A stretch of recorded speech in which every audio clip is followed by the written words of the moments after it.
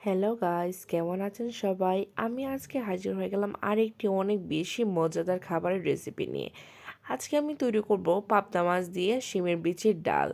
তো আসেন শুরু করা যাক। প্রথমে আমি নিয়ে নিলাম একটু ফ্রাই প্যানে দিয়ে দিলাম তেলে দিয়ে দিলাম পেঁয়াজ কুচি। তারপর দিয়ে দিলাম অল্প একটু পানি। পানি দেওয়ার পর দিয়ে দেব মশলা, হলুদ গুঁড়ো, মরিচ গুঁড়ো, জিরে গুঁড়ো ও স্বাদ মতো লবণ দিয়ে ভালো করে নেড়ে ছেড়ে একদম ভাজা ভাজা করে নেব। তারপর যখন একদম মশলাগুলো ভাজা ভাজা হয়ে যাবে তখন আমি দিয়ে দেব অল্প পরিমাণ আদা বাটা। আদা বাটা দেওয়ার পর আবার ভালো করে একদম নেড়ে ছেড়ে ভাজা ভাজা করে নেব। আদা বাটা দেওয়াটা কেউ স্কিপ করবে না কখনোই। আদা বাটাটা দিলে শিমের বিচির যে কাঁচা ফ্লেভার সেটা কখনোই করবে না।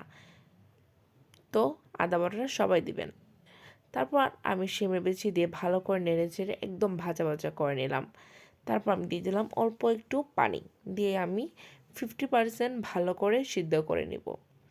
যখন আমার 50% সিদ্ধ হয়ে যাবে তখন আমি দিয়ে দেব পাবদা মাছগুলো দেওয়ার পর আমি অপেক্ষা করব বলক ওঠা অবধি। যখন আমার মোটামুটি বলক উঠে যাবে তখন আমি আবার পরিমাণ মতো জল দিয়ে দেব এবং দিয়ে দেব কাঁচামরিচ।